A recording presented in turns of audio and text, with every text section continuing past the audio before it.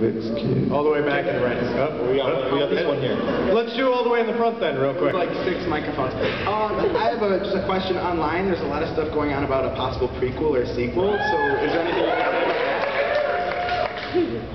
say about that? Michael Showalter and I are begun the writing process.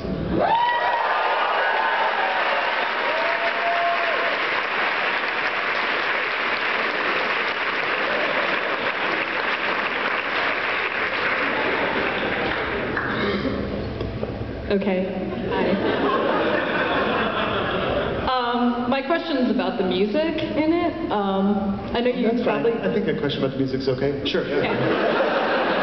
I know you probably couldn't afford a lot, but I feel like what you used fits so well. Like I hear Loverboy in a grocery store now, and I just think of this movie. So, first part, were all of these choices were they your first choices? Did you want more Foreigner or something? And then my second question is, this is the first of 2 movies where you use the song Beth. What's the deal with that?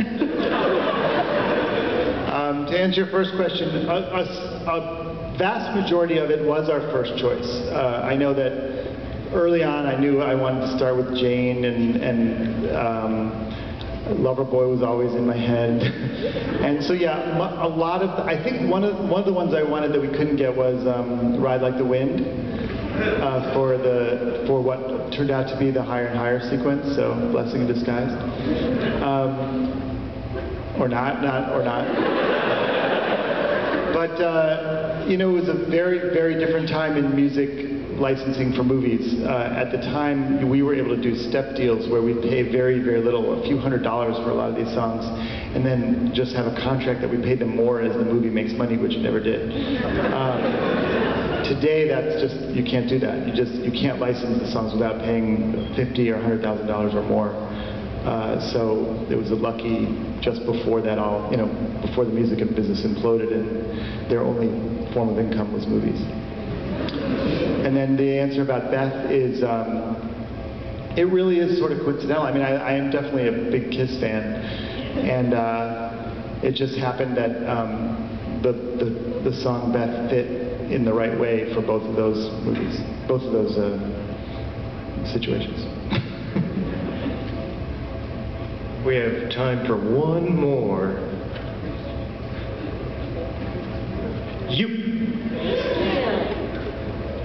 How psyched are you that you got to be like the last one? I know it's a lot of pressure. You wouldn't have been able to answer the question. Now you got a chance. It's a 2-part question. One, I'm a huge fan as well. It was actually showing at the Cedar Lee. I'm from Shaker too. I know you. Sure. Oh yeah, Shaker Heights, Ohio. Let's hear it. So yeah, it was awesome. It's a 2-part question. They're not related. One is without offending. So it's really 2 questions. A 2-part question implies that both parts have some connection to each other. True, but they're both about the movie. They're connected somehow. Okay. So let's hear the first question. The first question is, without offending anyone, out of the entire cast, who would you say, is your favorite to work with? Why? If that's too loaded, we don't have to.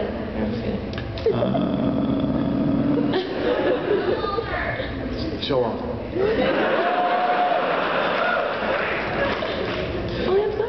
Oh, that's fine. What do you got? I don't know. I liked them all. I really did like them all. Okay, good. And then my other question was, is it true that you had to film a scene with Gene at a separate part later in the movie, and he had shaved his beard at one point? Right. So it was painted on?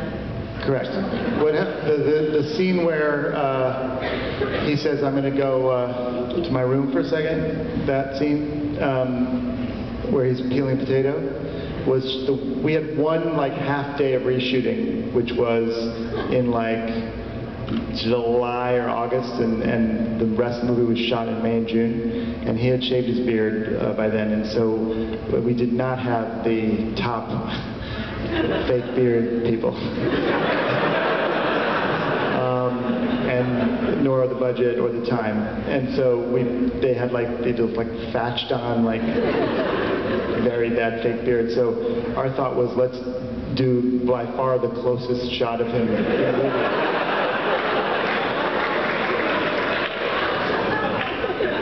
And so that's what we did. All right. Thank you so much. Thank you. A real pleasure. Keep in touch.